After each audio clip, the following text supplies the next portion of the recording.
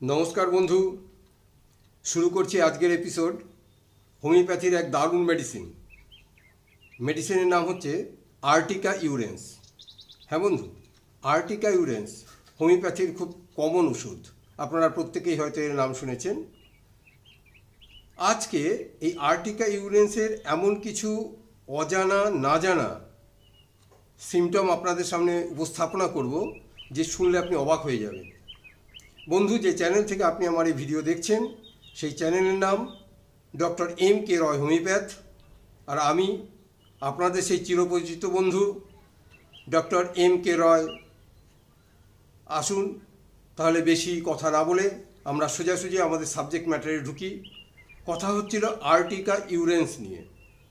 শুরুতেই আপনাদেরকে বলে রাখবো বন্ধু, হোমিওপ্যাথি ওষুধকে যদি আপনি মুখস্থ করে প্র্যাকটিস করার চেষ্টা করেন বা মনে রাখার চেষ্টা করেন তাহলে কিন্তু এটা অসম্ভব।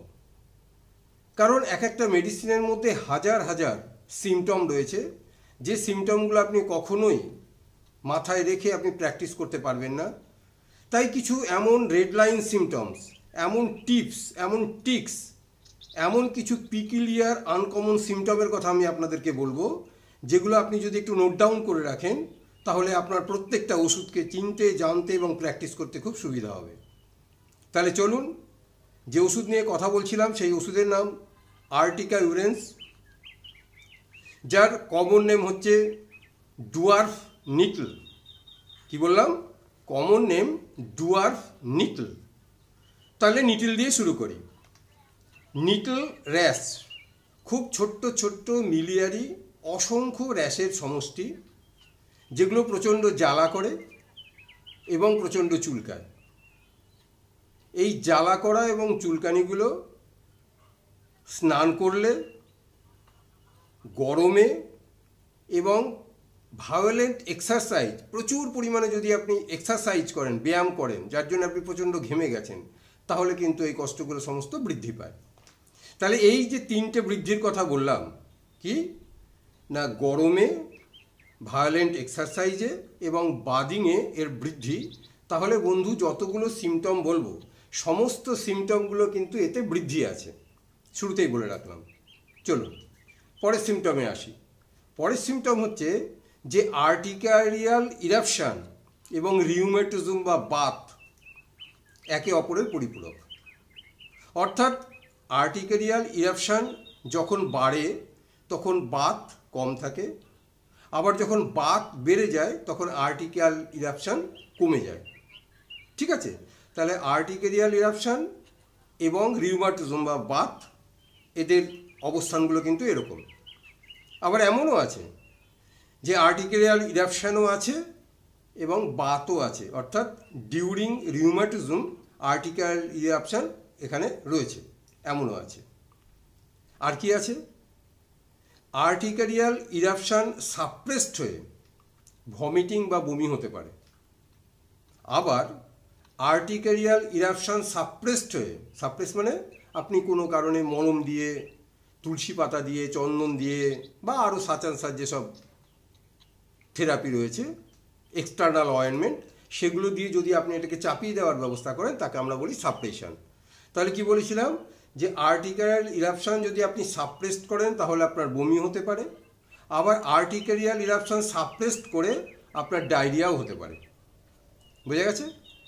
তাহলে আর্টিকারিয়াল ইরাপশান এমন একটা মারাত্মক জিনিস যেটাকে আপনাকে সঠিক পদ্ধতিতে, সঠিক প্রপার হোমিওপ্যাথি পোটেন্টাইজ মেশিন দিয়ে কিন্তু আপনাকে কমাতে হবে।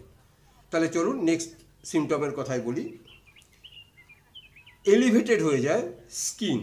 এলিভেটেড মানে ফুলে ওঠা, বিশেষ করে আপার পার্ট খুব ফুলে ফুলে দাগড়া দাগড়া হয়ে ফুলে ওঠে, তার মাঝখানে একটা হোয়াইট স্পট থাকে এবং তার চারিদিকে লাল বর্ণ ধারণ করে।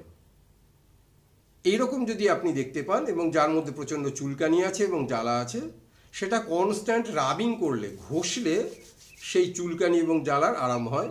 এইরকম যদি আপনি সিমটম পান তাহলে কিন্তু আপনি অনায়াসে সেখানে আর্টিকারিয়া ইউরেন্স প্রয়োগ করবেন। পোটেন্সি কী হবে, রিপিটেশন কী হবে, আমি একদম শেষে বলবো। আর কি আছে? আর হচ্ছে যে উপর পার্ট, এই ইরাপশানের জন্য সিলিন্ড্রিক্যাল অর্থাৎ বেলুনের মতন ফুলে ওঠে, তার মধ্যে প্রচণ্ড ইরাপশান দেখে। যে ইরাপশানগুলোর কালার হচ্ছে সাদা, ভেসিকুলার, দেখে মনে হবে ওর মধ্যে জন্য কিছু রস রয়েছে বা তরল কিছু জলীয় পদার্থ রয়েছে।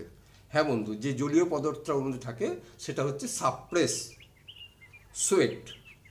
সোয়েট ওর মধ্যে অ্যাকুমুলেট হয়ে থাকে, ঠিক আছে?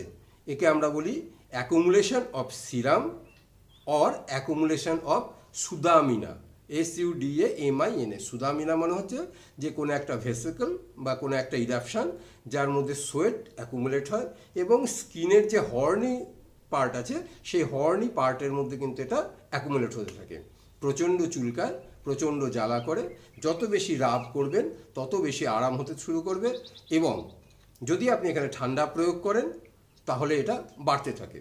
আর এই সিমটমটার মজার জিনিস হচ্ছে, যেহেতু এটা আপার পার্টে হয়, যখনই আপনি লাইং ডাউন হবেন, শুয়ে পড়বেন, দেখবেন যে তৎক্ষণাৎ এই ইরাপশানগুলো অর্থাৎ ফুলে ওঠা ইরাপশান, সুদামিনী, সিরাম যা যা আপনি দেখছিলেন ওই ইরাপশানগুলো সমস্ত ভ্যানিশ হয়ে যায়, চলে যায়, কিচ্ছু থাকে না। আবার যেই আপনি উঠে বসবেন সঙ্গে সঙ্গে দেখবেন যে ওই ইরাপশানগুলো আবার রিঅ্যাপিয়ার করছে। এটা কিন্তু আর্টিকা ইউরেন্সের কিন্তু একটা মারাত্মক পিকুলিয়ার আনকমন সিমটম। আর কি আছে? আর আছে যে যদি আপনি কোনো সেলফিশ খান, সেলফিশ SHELL, সেল, শেল মানে যার মধ্যে উপরে একটা আবরণ আছে, যেমন ধরুন চিংড়ি মাছ, চিংড়ি মাছের একটা খোলা আছে, যেমন ধরুন কার্ভ বা কাঁকড়া, ঠিক আছে, যদি আপনি খান, অথবা যদি আপনি ঝিনুক, গুগলি, শামুক, অর্থাৎ যার উপরের আবরণ আছে ভিতরে জিনিসটাকে আমরা ব্যবহার করি, এগুলোকে বলা হয় আবরণযুক্ত খাদ্য। তো এরকমগুলোকে বলা হয় ইংরেজিতে সেলফিশ বা মেডিকেল টার্ম হচ্ছে সেলফিশ। আপনি যদি কখনো এই সেলফিশ খান তাহলে সেলফিশ খাওয়ার ফলে যে ইরাপশানগুলো তৈরি হয় তাকে বলা হয় আর্টিকেরিয়াল ইরাপশান। এই আর্টিকেরিয়াল ইরাপশান কিন্তু হতে পারে, ঠিক আছে? তাহলে এই সব আর্টিকেরিয়াল ইরাপশান যদি আপনি তৈরি হয় তাহলে আপনি কি করবেন? যদি আপনি ঠান্ডা জলে স্নান করেন বাড়বে, যদি আপনি উঠে বসেন তাহলে বাড়বে, যদি আপনি গরম প্রয়োগ করেন তাহলে বাড়বে, খাওয়ার পরে বাড়বে, ঠিক আছে, রাত্রে বাড়বে। আর সমস্ত ইরাপশানগুলো কম থাকে, যত বেশি আপনি রাব করবেন রাবিংয়ে কমে এবং লাইং ডাউন শুয়ে পড়লে কিন্তু কমে। তাহলে আর্টিকেরিয়াল ইরাপশানের এই যে ভ্যারাইটিসগুলো, এই ভ্যারাইটিসগুলো আমাদেরকে মনে রাখতে হবে। তাহলে মোটামুটি সিমটম যা আছে আমরা আলোচনা করলাম। এখন আসুন আমরা আমাদের পোটেন্সি বা ওষুধের মাত্রা নিয়ে একটু আলোচনা করে নিই। দেখুন, এই ইরাপশান যদি আপনি হায়ার ডোজ প্রয়োগ করেন তাহলে কিন্তু এর বাড়াবাড়ি হতে পারে, মেডিসিনাল অ্যাগ্রাভেশন হতে পারে। তার জন্য সবসময় আমরা লো পোটেন্সি নিয়ে কাজ করব। এখানে আমরা মাদার টিংচারও প্রয়োগ করি অনেক সময়। আপনি যদি 10 ফোঁটা করে ওষুধ হাফ কাপ জলের মধ্যে দিনে 2 বার বা 3 বার করে যদি 2 দিন প্রয়োগ করেন তাহলে কিন্তু খুব অনায়াসে, খুব তাড়াতাড়ি কিন্তু আপনি এখান থেকে মুক্তি পাবেন। এছাড়া যদি আপনি মনে করেন যে মাদার টিংচার প্রয়োগ করবেন না, তাহলে আর্টিকা ইউরেন্স যদি সিলেকশন আপনার ফাইনাল হয়ে থাকে, যদি সঠিক হয়ে থাকে, তাহলে আর্টিকা ইউরেন্স 12 অথবা 30, ঠিক আছে, আপনি হাফ কাপ জলের মধ্যে বা 1 কাপ জলের মধ্যে 1 ফোঁটা দিন। 1 ফোঁটা দিয়ে ওটাকে ভালো করে 10 বার একই দিকে নাড়িয়ে নিন। নাড়িয়ে নিয়ে 1 চামচ করে ওষুধ 4 ঘন্টা পর পর খেতে থাকুন। যদি এই খাওয়ার পদ্ধতি, ওষুধ প্রয়োগের পদ্ধতিতে আপনাদের কোনো বুঝতে কোনো অসুবিধা হয়ে থাকে তাহলে আপনারা অবশ্যই আমাকে আমার ফোন নাম্বারে যোগাযোগ করতে পারেন। আমার হোয়াটসঅ্যাপ ফোন নাম্বার 8240285909।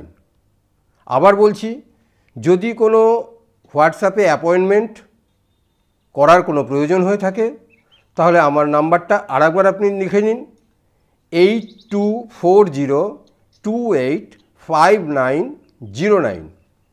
ঠিক আছে? তাহলে পোটেন্সি সম্পর্কে বললাম। মাদার টিংচার দিনে 3 বার করে 10 ফোঁটা করে হাফ কাপ জলের মধ্যে খান। যদি পোটেন্টাইজ ওষুধ ব্যবহার করেন তাহলে আর্টিকা ইউরেন্স 12 অথবা 30 1 কাপ জলের মধ্যে 1 ফোঁটা ওষুধ বা 2-3টে গ্লোবুলস দিয়ে 10 বার একই দিকে নাড়িয়ে নিয়ে 1 চামচ করে ওষুধ 4 ঘন্টা পর পর খেতে থাকুন। মনে রাখবেন প্রত্যেক 4 ঘন্টা পর ওষুধ খাওয়ার সময় কিন্তু একই দিকে 10 বার করে আপনাকে নাড়াতে হবে, নাড়িয়ে কিন্তু প্রয়োগ করতে হবে। এই পদ্ধতি রেয়ার পদ্ধতি, বিরল পদ্ধতি। এই পদ্ধতিতে কিন্তু কোনো মেডিসিনাল অ্যাগ্রাভেশন বা রোগ বাড়ার কোনো লক্ষণ নেই। ঠিক আছে, তাহলে আগামী দিনে আরও বিস্তারিত আলোচনা করব। যদি এই ভিডিও আপনাদের ভালো লেগে থাকে তাহলে অবশ্যই এই ভিডিওকে একটা লাইক করুন, কমেন্ট করুন, শেয়ার করুন। আর আমার এই ছোট্ট পরিবার ডক্টর এম.কে. রয় হোমিওপ্যাথে আপনি আমার সঙ্গী হয়ে আমার সঙ্গে থাকুন, আমাকে উদ্বুদ্ধ করুন, আরও অনুপ্রাণিত করুন। তাহলে আজকের জন্য আপনাদের সকলে সুস্বাস্থ্য কামনা করছি। প্রত্যেকে যার যার পরিবারের এবং নিজের স্বাস্থ্যের দিকে নজর রাখুন। আজকের জন্য বিদায় নিচ্ছি। বন্দে মাতরম, জয় তু হ্যানিম্যান।